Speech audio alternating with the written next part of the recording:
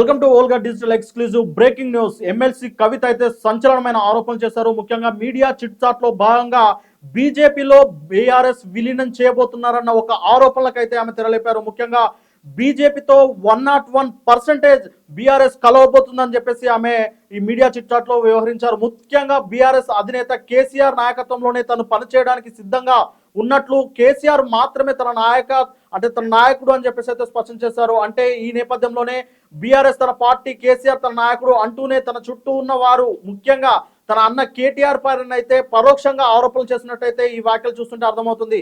ముఖ్యంగా తను జైల్లో ఉన్నప్పుడు కూడా బీజేపీ పార్టీతో బీఆర్ఎస్ కలుస్తుందన్న ప్రతిపాదన వచ్చినప్పటికీ తను జైల్లో ఉండే కరాఖండిగా ఖండించినట్లు తను స్పష్టం చేశారు. అంతేకాకుండా కవిత జైల్లో ఉన్నప్పుడే బీఆర్ఎస్ అంటే తన ఎమ్మెల్సీ పదవికి అయితే రాజీనామా చేస్తా అని చెప్పేసి మాట్లాడితే కేసీఆర్ మాత్రమే వద్దు అన్నారని, ఆ మేరకే ఎమ్మెల్సీ పదవిలో తను కొనసాగుతున్నా అన్నట్టు చెప్పేసి తను మీడియా చిట్ చాట్ లో మాట్లాడారు.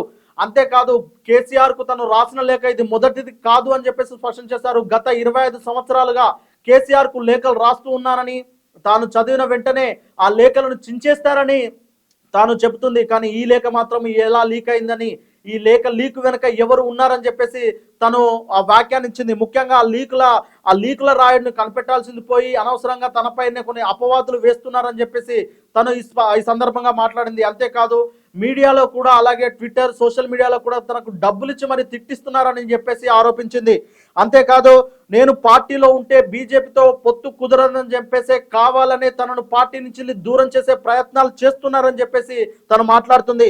ఇక తెలంగాణలో సామాజిక తెలంగాణ రాలేదు అంటూ తను చేసిన వ్యాఖ్యలను అయితే సమర్థిస్తూనే తెలంగాణ బీఆర్ఎస్ పార్టీ చేస్తున్న సగం పనులకు పైగా తెలంగాణ జాగృతి పేరిట తను చేస్తుందని చెప్పేసి మాట్లాడారు. అంతేకాదు తాను కూడా కేసీఆర్ లాగానే తిక్క ఉన్నదానని, ఎవరికి భయపడను, ఎవరి మాట వినను అని చెప్పేసి స్పష్టం చేశారు. అంతేకాదు తెలంగాణ రాష్ట్రం ఏర్పడిన తర్వాత తెలంగాణ సోయితో పరిపాలన జరగట్లేదని చెప్పేసి ఆమె కరాఖండిగా ఆరోపణలు చేశారు. గత కొంతకాలంగా అంటే 2 పర్యాయాలు తెలంగాణలో బీఆర్ఎస్ పార్టీ అధికారంలోకి ఉన్న విషయం తెలిసిందే. ఈ నేపథ్యంలోనే బీఆర్ఎస్ పార్టీ పైనే తను పరోక్షంగా అయితే ఆరోపణలు చేస్తున్నారు.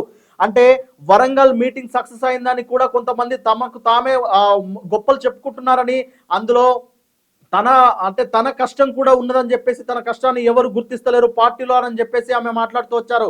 అలాగే ఇలాంటి విషయాలుంటే పార్టీ ఫోరంలో మాట్లాడుకోవాలని అంటున్నారు. కానీ పార్టీ ఫోరంలో ఏముంది, అందుకనే పార్టీ నుంచి బయటకు వచ్చి పార్టీ గురించి తను మాట్లాడుతున్నట్లయితే స్పష్టం చేశారు. ముఖ్యంగా కేసీఆర్ నాయకత్వంలోనే తను పనిచేయడానికి ఇష్టపడుతున్నా అనేది అయితే నొక్కి వక్క నుంచి చెప్తున్నారు. ఎందుకంటే కేటీఆర్ నాయకత్వంలో రాబోయే రోజుల్లో, అంటే కేటీఆర్ కు రాబోయే రోజుల్లో పగ్గాలు చేపట్టే అవకాశం అయితే ఉన్నది. ఖచ్చితంగా కేటీఆర్ నాయకత్వంలో నేను పని చేయడానికి సిద్ధంగా లేను అని చెప్పేసి అయితే ఈ సందర్భంగా తను స్పష్టం చేసినట్లయితే కనిపిస్తుంది. మొత్తం వ్యవహారంలో ఇది అన్న కేటీఆర్ అలాగే చెల్లెలు కవిత మధ్యలో జరుగుతుందా అన్న కోణం అయితే ఖచ్చితంగా కనిపిస్తుంది. దీనికి కేసీఆర్ ఎలాంటి సమీక్ష నిర్వహించకుండా కేసీఆర్ కేవలం వేడుక చూస్తున్నారు అని చెప్పేసి అయితే విశ్లేషకులు కూడా భావిస్తున్నారు.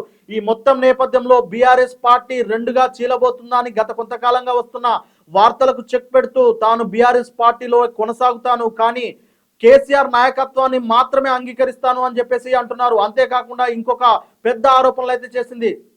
తాను నిజామాబాద్ ఎంపీగా పోటీ చేసినప్పుడు అంటే బీఆర్ఎస్ నాయకులు కావాలనే తనను ఓడించారని చెప్పేసి కూడా ఒక పెద్ద ఆరోపణలు అయితే చేసింది. ముఖ్యంగా జాగృతి పేరిట తను చేస్తున్న పోరాటాల గురించి మాట్లాడుతుంది. ఈ మధ్యలో మనం చూసాం, సింగరేణి జాగృతిని ఏర్పాటు చేసి 11 కోఆర్డినేటర్లు కూడా నియమించింది. ఈ నేపథ్యంలోనే తన సొంతంగా బలాన్ని బలోపేతం చేసుకోవాలని, పార్టీలో తన నాయకత్వాన్ని బలపరచుకోవాలని చూస్తుంది. ముఖ్యంగా ఢిల్లీ లిక్కర్ స్కామ్ తర్వాతనే జరుగుతున్న ఈ పరిణామాల దృష్ట్యా తనను కావాలనే దూరం పెడుతున్నారని చెప్పేసి అయితే పలు సంచలనమైన ఆరోపణలు చేస్తుంది. ఈ నేపథ్యంలో కేటీఆర్ అయితే అమెరికాలో ఉన్నారు. కేసీఆర్ గారు కానీ, ఇటు హరీష్ రావు గారు కానీ, లేదంటే బీఆర్ఎస్ నుంచి ఇతర పెద్దలు ఎవరైనా, అంటే బీఆర్ఎస్ పెద్దలైతే కేసీఆర్ గారు, హరీష్ రావు గారు మాట్లాడితేనే బాగుంటుందని విశ్లేషకులు భావిస్తున్నారు. కానీ దీనిపై ఎలాంటి స్పందన జరుగుతుంది, లేదంటే దీని పరిణామాలు ఎలా ఉంటాయి అనేది వేచి చూడాలి. అంతేకాకుండా తాను కాంగ్రెస్ పార్టీలో కూడా చేరబోతున్నట్లు, రాయబారం కూడా నడిపినట్లు కొన్ని వార్తలు వచ్చినాయి. దీన్ని కూడా ఖండిస్తూ కాంగ్రెస్ పార్టీ కూలిపోయే నౌక అని చెప్పేసి తను స్పష్టం చేసింది. ఎట్టి పరిస్థితుల్లో కాంగ్రెస్ లో కలిసేలేదని, 2013 తర్వాత కాంగ్రెస్ తో ఇంతవరకు మంతనాలు జరపలేదని కూడా ఆమె స్పష్టం చేశారు. మొత్తం మీద బీఆర్ఎస్ బీజేపీతో కలవబోతుంది అన్న ఒక సంచలనమైన ఆరోపణలు చేస్తూ తాను పార్టీలో ఉండగా అది జరగదు అన్నది కూడా ఆమె స్పష్టం చేసింది. ఇక తను తన నిర్ణయంపై కేసీఆర్ ఏదైనా మాట్లాడితే తన నిర్ణయం ఎటువైపు ఉంటుంది, ఇటు కొత్త పార్టీలో ఉంటుందా లేదంటే బీఆర్ఎస్ లోనే కొనసాగుతుందా అనేది ఇప్పుడు చర్చనీయాంశంగా మారింది. ప్రస్తుతం కవిత చుట్టూ అయితే తెలంగాణ రాజకీయాలు అయితే తీవ్రమైన ఆసక్తితో చుట్టూ తిరుగుతున్నాయి.